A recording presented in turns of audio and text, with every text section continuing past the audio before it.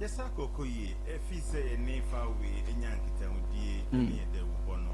A coye pa a month for no one, DHB. Okay, goes upon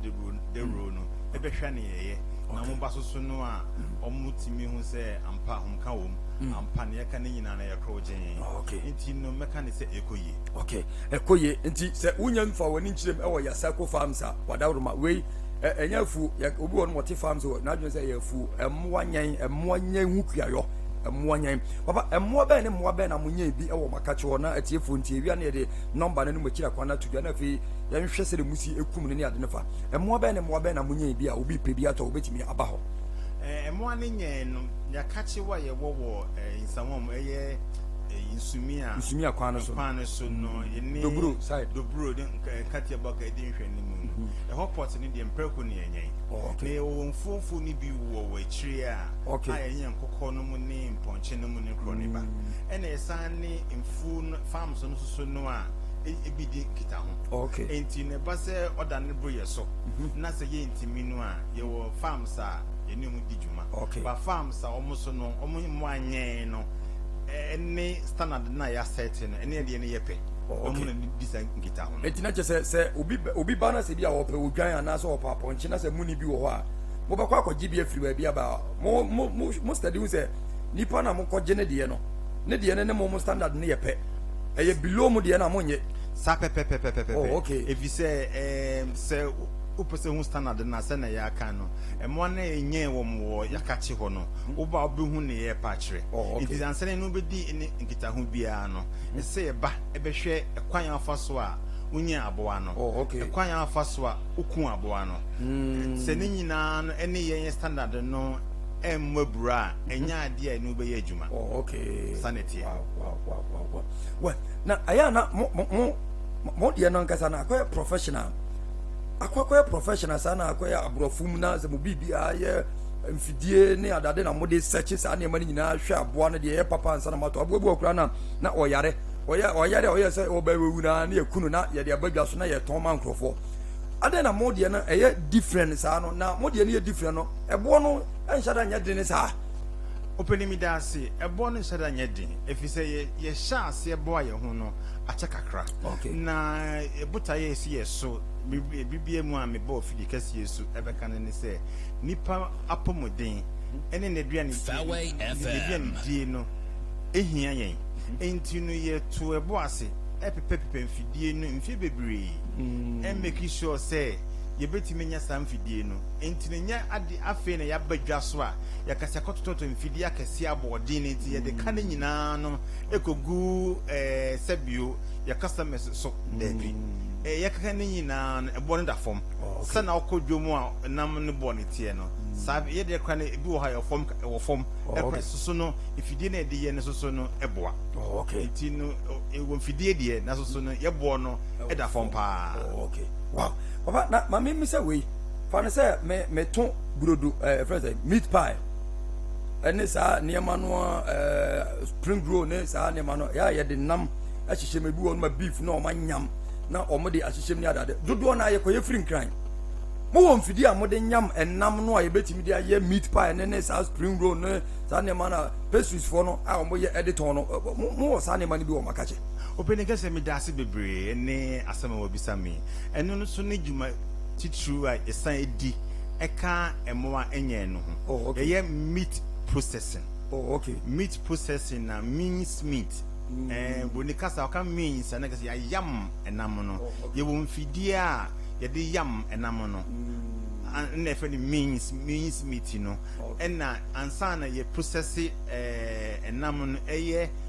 beef burger pork sausage frankfurter ham salami na pizza for no edigugu pizza no so no nyina no ye process wo ho nti wo mfidi a ye de ye processing no nti processing no so ejuma titru e fakase na ba yakache no mbehwese na enam no na mfidie no mu na de niam frafra no a obi wo ha wa sausage mpe bebre uza na sausage kra no e kwan be so ne ye no a onim mi pa cho sa wo ye ni sa ni pani bia bomodia besran we akachi ho nkate baga nhwani mo ho no ana na behwe se na ye sausage no chine bi no obi ka wosimidi mani ko huye nti no meat process ejuma no so ejuma titru a ye ni hotels na kese na edi ejuma hotel bi ti say if any say one crying above Alisa Hotel. Okay, Alisa Hotel. Okay. You supply sausages, you supply burgers, you supply spare ribs. Intini say to me kon crying. Eko supply Lisa a hotel akese ene sane ma no a na gese hotel a oben wa so am hade na gese wo ha ho se wo ko nkran ebize nkran fo na gese mo no e ba ha e be fa be wa ha adenti na se wo ko nkran na sa ko fa ka e de ebeto ebio mu susu no yesan enuane mo kebab fo no kebab sausage e fa na ko nkran ene ko fa menuane mo yi mamo ha mo ho biom Yedibiaba in some Yedibiaba in Sumia Quanso, Oba sausage now, Tutun, or way in the sun, kebab sausage, you know, Nina, no, Oba, Bejibiama, quantity beer, a benyabi, into Nanam Tonkake, by Namni processing, and it's a teach you so I say, can't and 1 year no. Okay, where the Marty in some day, Papa, my mimney can, na memfo ochira kwan ntudwe bia na obi ebehia na bi kro otika ma wo besie wo pay ya Sako Farms for enkoma papa ni atwetwen emuye pa na tim se na de enam bɔ na ewie no etu atwa sausage wie a ya wie a manfo pe sausage papa but kwan bi mu fa so mo ye omo de ne de ra ya de kira ba wo bedwa wo da kwan na eguade ne so na se apuma na ejina so te se eyi a ɛyɛ wo se no ano na wo wie ebi wo ho no mo a aboa no kura no wo wui and you cool no say na woni ho but we dey fresh from machine ya na ye kuma bo na ye sheda say ye kum wo do akwa so say jamankrofo awe keke na woni ba bia ye kuma de na e de badwa so ba beton a say we dey anije mu a eti emu ye number ni ye frɛ wo ton sausage wo ye bia ba the first choba wo ye restaurant ye wo choba any restaurant choba na ye kwanchen de ni bi no ba bia wanwa woni fo no na restaurant no so de wo bie o hye daimu o ton enu bi wo ye take away ni adade nyina e wo ho wo betimi afrɛ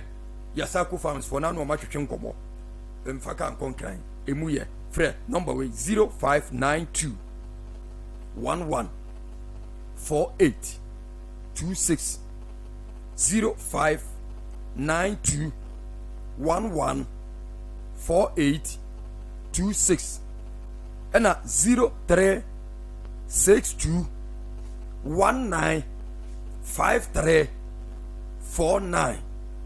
0362 195349 ya Sako Farms for omo number no it is all a restaurant na ye choba na wo ye wo ton sausage kebab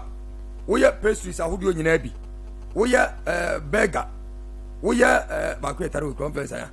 pizza we have pizza anasa we have cold store enam bia bi ya wie nipa wie ma na ye nko ame so ye kotere ne kraman ene wo apart from that enam bia nipa wie bia no ye ton bi ewo yakache enkonkran emmoka ngu ye kira kwan ewo doburo Blue Skies company na chipe nsumia kwan no so wo de bisasa wo pe ba bia nkate eboga factory no wo no ya ne factory na ye opposite edi en mhwe kohwe mfidie kohwe na da no wo ka ba ku bi na e me de pa wo se emwa na de na omundu mu ne friend say obini mi da se wo anka ye pa ho de hu nya me pa ade ni di no kra me de keke ne di kan no no mu di mu no e fe ne feeding trough emu no mu di na gese emia ni so omuni di form okay yes ena na omuwo ehemu a omuntetia omma no so no ye fe na farrowing crate okay prekunya mu no so kase farrow at se na obatan akọ awo so no into maternity no and then ne farrow no okọwa na de na kwọhye ho no wa wo wi na apele Okay. Ena ye wona omunum ensuo. Honi yam. Fairway FM. Ready agobo. Abono onum zo fomo. Chese de ma company manager o say, we dey tie di na obebo. Abono num zo no fomo woni di fom. Abono didi bom. Abrafo na esa oboko broni krama na odidi chance him. Na chese ye tie se ara toto broni krama didi chance him. Emo abrofo nya omu didi chance him. Aha, abrochira bagana emo na ye ko maba mo wawe no. Omu didi chance him. Oh, that you didn't know about no. Was it more or no? Oh, if the nipples. Now, it's for nipples, no. Hey, I just say pipe, no. Okay. And that dear be shame. Okay. Until say, I wanted the tekrama, a capa, nay soon, eba. To say they were woba. Now the next year, no for no. Or then I no count no for na. Na no for no nipples. Sapa pepe. And so no nipples no. The next ni so no e crojen. Enya de goose baby and swata de mu na fi bibu mu na sa koni mu. Once onum wie na otura no free ano ansuo na jai. Esuo na jai. Ntina ma sa de ne wo ho na se pipe ni tekrama kan. Na beba. Na ensuo na eba. O jai pa. Nsuo ne mba. Nti etefo ni nyina no eni se oba be san akache. Na yete yebo as nya di wa ko fam. As a excursion no na behwe se na ye keka no enye se bio madaroma e begina radio so keka ne tra na ne afa ye ho adi boni se seeing is believing enti bra akache na besra ye na ne ye keka nyina na fa wani behwe ho na kwa se tourist center bi because say the omonia matie no abrochire na obehuhu sa na ma wonyina so da bia me kana me refer to abrochire enim say the ho no monia ma ne tie ye kwa ya na ye chini kakra de ne fifo for ma hwehwehwe ne ma mu a but who say bibi ko so Ghana ha na say ne nse so ne te say amano ne dia who na wudi hu adanse e mane ye eti Yasako Farms and Butchery yekum enam bia bi e wo ho enam bia ti ye na wo ye wedding na wo ye engagement bi na wo ye party bi birthday ni nyina oba abo na ba ko pe na pa ye bekunu aye ho adwuma ma mienu na pa ye bekunu dudu obi a pa bia ye bekunu aye ho adwuma e dia ma papa ma me mo wakwanya na bibi wo ho no mo a memo boss so anka obepese o be wurawura mama ya hunu sede dwumadie no enka na etie na memo akonya na fa wurawuram na ye nto so opini kese me da se bebre se na emise ya bobo efa na so but se na edi kan ye no aboa ne hotie ehia yen aboa ne duane die mu ehia yen se bio yen ko sasesa choba nnuane enfa emema mwa no efise se na edi kan bo meat processing no adiba quality for salt ya se de say emwa na ye de ye processing no untimi mfa edwane bia ma aboa no no nyi wie a wo decide ade no aye bacon no mu ne sausage no mu ne kroneba nti edwane na omudi na kasa so no edwane pa no mu so aye nso pa dan se na ye kan aye so no eba ni kum no so no a ye wo abato akitwa bi ewo ho a ho da ho kama ho na ekum aboa no esiesi aboa no ansa na edna kokko room nti na gese fi se efimera ye disikan to abran aboa ne merase ekosi bebi ade ne bekoto ansa na that cold van no abrewo no ye guarantee se e fresh na beti boboa no wi no film so no ye nua yenyanum middle class sebio stotom na mo kwala no mo ne Shoprite no omunyina na wasem de ma wom ha on fa traffic mu enkopi achimota mo enkoto wonam eno ane se wotena fie no wafre yen yen e deliver enam na brew e wo cold van mu enti no eja madam oti ho na frɛ pa e de nam no bro wo kyerɛ na wo pa ne nyinaa no ye de be bro ye ma ye pese ijai akwantu ni traffic ye de kokrum no ade bia e wo Accra ye efa nam ho no ebi na de ba nsam mu no ebi na de ba yen akache a ye ma abrabo no aye mrama yen enti man ha ye ho en tutu akwan enkope nam evis ekase bia mishop biare ni wa sebie ho ti ai bitimi atonam nti gise koto wo kwala ana koto wo Shoprite ye de kwala any Shoprite any meat shop akese no ebi ye de bansam mu no ebi ye de ba yakache no nti minua no e asem de sure asem de